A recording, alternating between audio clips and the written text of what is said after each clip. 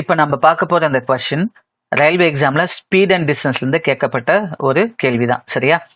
இப்போ இந்த கேள்வி எப்படி சால்வ் பண்றது அப்படிங்கிறத பார்க்கலாம்.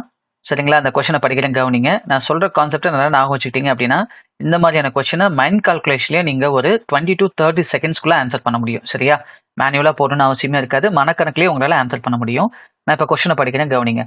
மகிமா தனது வழக்கமான நேரத்திலிருந்து 12 நிமிடங்கள் தாமதமானதனால் சரியான நேரத்தில் இலக்கை அடைய மணிக்கு 45 கிலோமீட்டர் வேகத்திற்கு பதிலாக 54 கிலோமீட்டர் வேகத்தில் பயணிக்க வேண்டும்.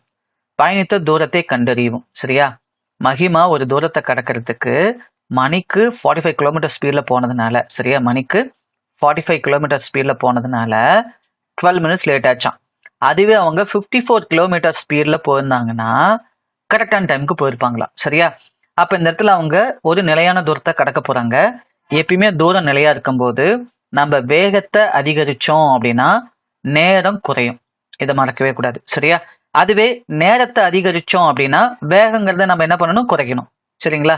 இதைத்தான் நம்ம என்ன சொல்லுவோம் அப்படின்னா இன்வர்ஸ் ப்ரொபோர்ஷன், அதாவது இன்டைரக்ட் ப்ரொபோர்ஷன் சொல்லுவோம். தமிழ்ல எதிர்மாறல் அப்படின்னு நம்ம சொல்லுவோம். சரியா? அப்ப நம்ம ஸ்பீடை அப்படியே நம்ம இன்வெஸ்ட் பண்ணோம்னா, இன்டைரக்ட் பண்ணோம்னா, சரியா, நமக்கு டைம் கிடைக்கும். இதை மறக்கவே கூடாது. அப்ப இந்த 54க்கும் 45க்கும் ரேஷியோ எடுத்தீங்கன்னா 54க்கான ரேஷியோ 9 வாய்ப்பால் அடிங்க. இது 6 பங்கு.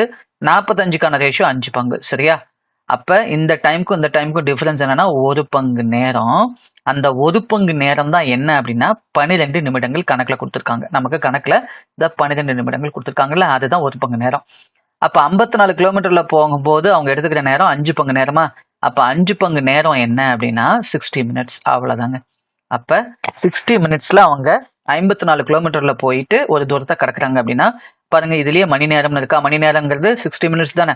அப்ப இந்த கொஸ்டினுக்கு ஆன்சர் என்னன்னா 54 கிலோமீட்டர் தான். சரியா? ஏன்னா 60 மினிட்ஸ்ல அவங்க தூரத்தை கடக்குறாங்க அப்படின்னா ஸ்பீடுங்கிறது என்னது, 1 மணி நேரத்துல அவங்க கடக்கிற தூரத்தை தான் நம்ம மணி நேர வேகம்னு சொல்லுவோம். சரியா? அப்ப இந்த கொஸ்டினுக்கான ஆன்சர் என்ன அப்படின்னா 54 கிலோமீட்டர். சரிங்களா?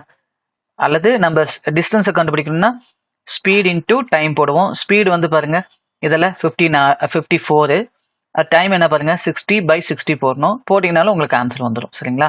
இப்போ நான் சொல்லி கொடுத்த அந்த கான்செப்ட் உங்களுக்கு கிளியராக புரிஞ்சுக்குன்னு நினைக்கிறேன். சரியா? இது மாதிரி ரெகுலர் அப்டேட்ஸ் வேணும் அப்படின்னா நம்ம அருண் அகாடமியை சப்ஸ்கிரைப் பண்ணி ஃபாலோ பண்ணிக்கோங்க.